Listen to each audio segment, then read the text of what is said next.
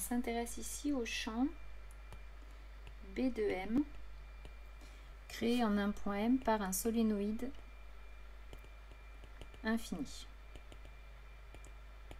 Donc l'idée en fait, c'est qu'on a une sorte de bobine longue, donc de longueur petit l, d'axe Z, sur laquelle donc est enroulé un fil parcouru par un courant I. On suppose qu'on a grand N spires en tout. Donc finalement, on peut définir le nombre de spires par mètre petit n. On va appeler petit a le rayon d'une spire. Et on suppose que ces spires, ce qu'on ne voit pas bien sur mon dessin, sont en fait jointives. C'est-à-dire qu'elles se touchent toutes. Donc, en pratique, si petit a est petit devant L, on va pouvoir considérer que tout se passe comme si le solénoïde était infini, du moment en fait qu'on ne va pas regarder trop près des bords, hein, à gauche et à droite. Donc, si on néglige les effets de bord, c'est-à-dire si on ne va pas trop regarder près des bords du solénoïde. Donc, on va s'intéresser justement à ce cas-là où on veut calculer le champ créé par un solénoïde infini. Alors, première chose, choix des coordonnées. Vu la géométrie du problème, on va se placer en coordonnées cylindriques d'axe Z. Les invariances. Donc, le solénoïde étant infini, il y a invariance par translation selon OZ. Donc, on en déduira que le champ B qui dépend a priori de Rθ Z ne dépend pas de Z.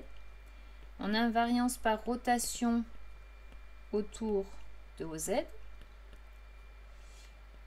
Donc, B ne va pas dépendre non plus de θ. Donc, finalement, B ne dépend que de R. Pour les symétries. Donc, comme d'habitude, on essaye de trouver, on prend un point M, on essaye de trouver, donc là j'ai UR, j'ai le Uθ qui, si je prends un point M au-dessus, comme je l'ai fait ici, est vers l'arrière, vers l'avant, pardon, UR, Uθ, UZ, donc vers l'avant, Uθ. Donc je cherche un plan, de préférence un plan de symétrie pour avoir directement la direction de B. Donc si je prends le plan M UR Uθ, qui est le plan vertical orthogonal à l'axe Z, ce plan là transforme le partie de cylindre de gauche en la partie de cylindre de droite, mais on est avec un solénoïde infini, donc ça ne change rien, et le courant reste bien dans le même sens. Donc du coup, c'est un plan de symétrie pour les courants. Donc B est orthogonal à ce plan. Donc évidemment, B est suivant, B de M est parallèle à UZ. Donc finalement, on vient de trouver, en combinant tout ça, que le B au point M et de la forme B ne dépend que de R et est suivant UZ. Alors maintenant qu'on a donc étudié ces symétries, ces invariances, il va falloir qu'on écrive le théorème d'Ampère. Le théorème d'Ampère, il dit que l'intégrale sur C de B scalaire dl égale mu0 ayant la C par C, C est un contour à choisir. Le but est toujours le même, c'est de choisir a priori un contour sur lequel B est uniforme si possible. Alors ici, on a vu qu'on avait un B de R, donc il faudrait prendre un contour à R constant. Un contour à R constant correspond à un cercle de rayon R placé dans un plan orthogonal à Z. Alors, le problème de ce choix, c'est que si on prend, donc si je fais une vue avec le Z vers nous, si je prends un cercle de ce type-là, avec un B du coup, avec le cercle C, comme ça, de rayon R. Le problème, c'est que le DL, il va être suivant Uθ, et que mon B sera suivant UZ, et donc je vais avoir B scalaire DL qui vaut 0. Pour ce qui m'inquiète pas trop, puisque en fait le courant lacé sera nul aussi. Il n'y a pas de courant qui va traverser, puisque le courant il est parallèle à ce plan-là. Donc le I enlacé va être nul aussi, ce qui fait que finalement je vais trouver 0 égale 0. C'est pas faux, mais ça ne m'intéresse pas beaucoup. Donc là, c'est un cas où on ne peut effectivement pas prendre le contour a priori le plus simple. Donc il va falloir qu'on choisisse un contour qui est uniforme sur certaines, où B est uniforme sur certaines parties, donc il y aura des parties où effectivement il faut que mon B soit constant, et les parties sur lesquelles B n'est pas constant, il faut que elles n'interviennent pas dans le calcul d'intégrale, c'est-à-dire qu'il faut que dans ces parties-là, B et DL soient orthogonaux. Alors la solution, c'est de prendre, donc je refais le dessin, donc en fait on choisit C de la façon suivante, c'est que je vais prendre donc toujours mon fil, enfin mon axe, et je vais prendre un contour, donc là je vais juste représenter le cylindre, avec le courant I qui du coup en haut, si je reprends le schéma ici, hein, le cylindre en courant I, c'est en coupe hein, mon dessin, le courant I vient vers nous ici et va vers l'arrière en bas. Hein. Donc moi je vais choisir un contour qui serait le suivant, donc en rouge, où je vais prendre un rectangle. Ici, on est en R1, ici, on est en R2, et la longueur ici vaut petit b, par exemple, qu'on choisit comme on veut. Le contour, il faut que je l'oriente, donc je vais l'orienter, par exemple, comme ceci. Voilà, donc après, R1 et R2 peuvent être plus petits que A ou plus grands que A, suivant les cas. Je rappelle que A, c'est le rayon ici du cylindre.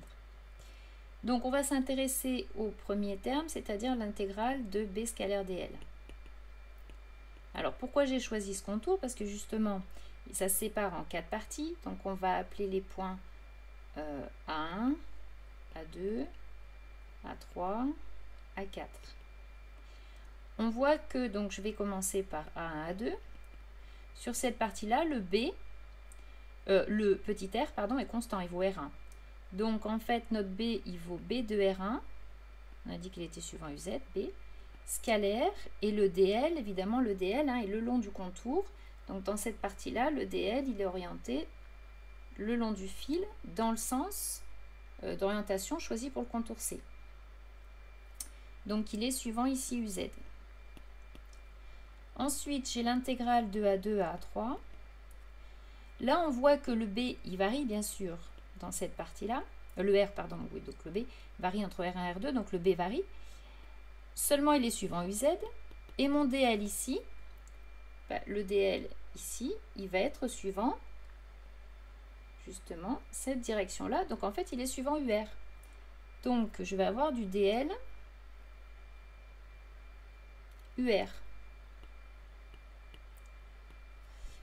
Donc je vois tout de suite que UZ scalaire UR, ça va faire 0, donc ce terme n'intervient pas. Donc vous voyez tout de suite qu'avec le choix qu'on a fait, les parties où B varie, finalement, c'est pas trop gênant parce qu'elles n'interviennent pas dans le calcul.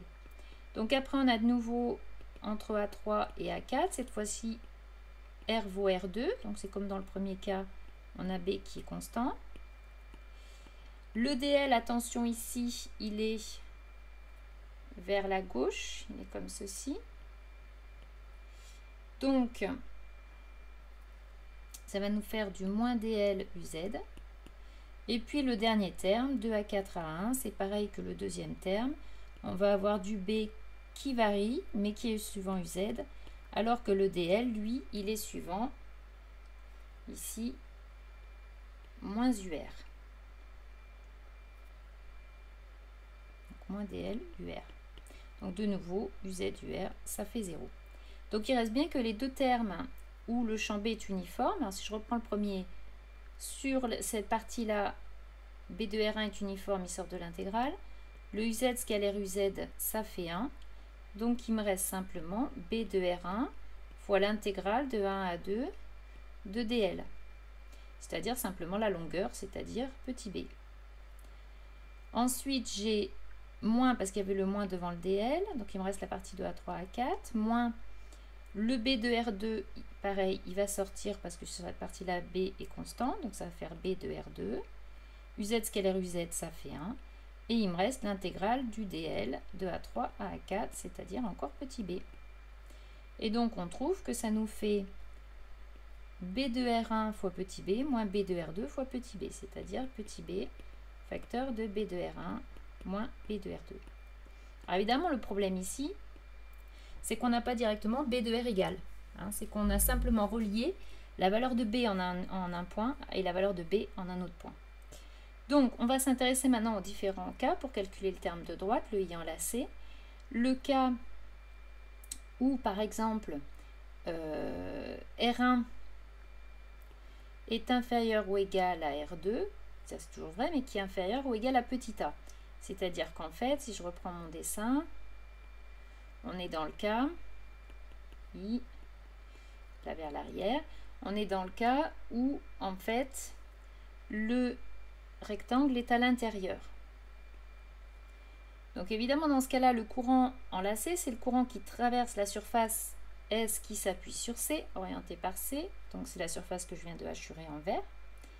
Et il n'y a aucun courant qui traverse puisque le courant, le petit cadre est à l'intérieur du solénoïde, là où c'est creux, où il n'y a rien du tout. Il y a du courant que sur le cylindre, la surface latérale du cylindre de rayon A. Donc du coup, là, il n'y a pas de courant du tout. Donc le courant enlacé est nul. Donc finalement, qu'est-ce qu'on trouve en écrivant le théorème d'Ampère? On trouve que B, facteur de B de R1 moins B de R2, est égal à mu0 fois 0, c'est-à-dire 0. Donc on en déduit que B de R1 égale B de R2. Ce qui veut dire que B est uniforme à l'intérieur du solénoïde. Alors, si on fait exactement pareil, pour cette fois-ci, A qui serait inférieur à R1, inférieur à R2, c'est-à-dire qu'on se retrouve toujours avec notre axe et le fil. Mais cette fois-ci, donc, le rectangle est à l'extérieur ici. Toujours pareil avec la surface qui s'appuie sur C orientée par C, qui est comme ceci. Donc là, de nouveau, il n'y a pas de courant qui va traverser cette surface, puisqu'on est en dehors du solénoïde. Donc le courant enlacé par C vaut 0. Et de la même façon, on va trouver que B de R1 égale B de R2. Donc que B est uniforme à l'extérieur. Donc en fait, il n'y a que deux valeurs possibles dans le champ créé par un solénoïde infini. La valeur du champ B à l'intérieur, la valeur du champ B à l'extérieur. Pour déterminer cette valeur, on va admettre, ce qui est demandé dans le programme, que le champ à l'extérieur d'un solénoïde est nul. Ça, c'est admis. Donc du coup, il ne nous reste plus qu'à trouver le champ à l'intérieur, puisqu'on vient de dire qu'il était uniforme. Donc on reprend le premier cas que j'avais fait, c'est-à-dire le cas où on a le fil ici, donc avec le courant I comme ça qui arrive là, avec des spires jointes partout là. En bas, le courant qui part dans l'autre sens, toujours avec des spires jointes. Et on a notre rectangle donc qui est à cheval, comme ceci. Et on l'avait orienté dans ce sens-là. Hein, donc bien sûr, ça continue ici, courant I, courant I, courant I, pareil, extra en bas. Donc du coup, si je m'intéresse à la surface S qui s'appuie sur C orientée par C, c'est cette surface-là qui est orientée, donc avec la règle du tire-bouchon, vers nous. Donc le courant qui va traverser